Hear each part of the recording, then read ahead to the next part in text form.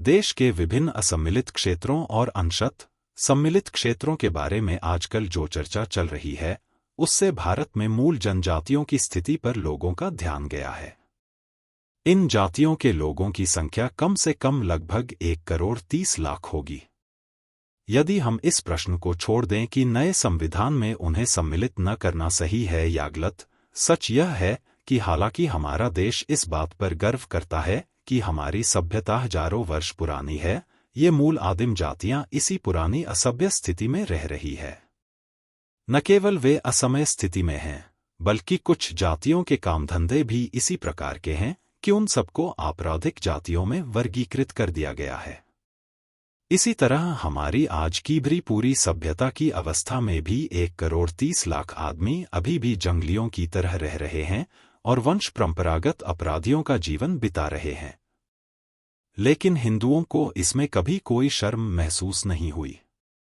मैं समझता हूं कि यह एक ऐसी घटना है जो अन्यत्र कहीं नहीं है।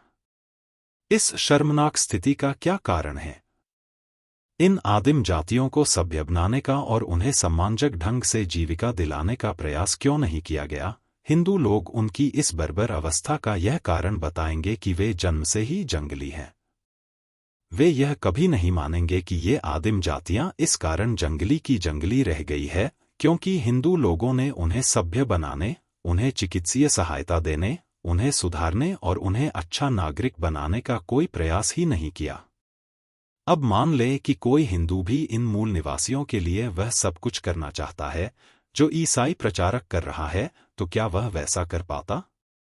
मैं कहता हूं, नहीं।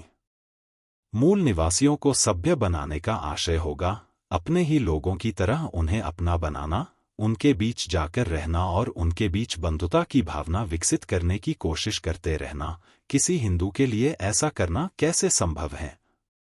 उसकी पूरी जिंदगी अपनी जाति को बनाए रखने की भरसक कोशिश तक ही सीमित है।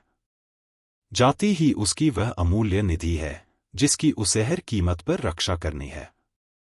उसे यह कभी सहन नहीं हो सकता कि वह उस निधि को उन मूल आदिम जातियों से संपर्क करने में गंवा दे जिन्हें वैदिक काल से ही नीच अनार्यों का अंश माना जाता रहा है। ऐसा नहीं है कि हिंदुओं को पतित मानवता के उत्थान की कर्तव्य भावना सिखाई ही नहीं जा सकती, लेकिन कठिनाई यह है कि चाहे उनमें कितनी ही कर्तव्य भावना क्यों न भर दी जाए, उनकी अपनी जाति की रक्षा की उनकी कर्तव्य भावना उन पर हमेशा विजय पा लेगी। इसलिए जाति ही वह मुख्य स्पष्टीकरण है जिसके कारण हिंदुओं ने स्वयं सभ्य हो जाने के बावजूद जंगली जातियों को जंगली ही बने रहने दिया है, और इसमें उन्हें न तो लज्जा का अनुभव होता है, न ही बुरा लगता है और न कोई पश्चाताप होता है। हिंदू यह नहीं समझ पाए हैं कि इन मूल निवासियों से उन्हें कभी खतरा हो सकता है। अगर ये जंगली लोग जंगली ही बने रहे तो शायद उनसे हिंदुओं को कोई खतरा न हो, लेकिन अगर गैर हिंदू उन्हें अपना ले और अपने धर्म में उनका छेर्म परिवर्तन कर ले तो हिंदुओं के शत्रुओं की संख्या बढ़ जाएगी। अगर ऐसा हुआ तो उसका कारण स्वयं हिंदू लोग और उनकी जाति प्रथा होगी।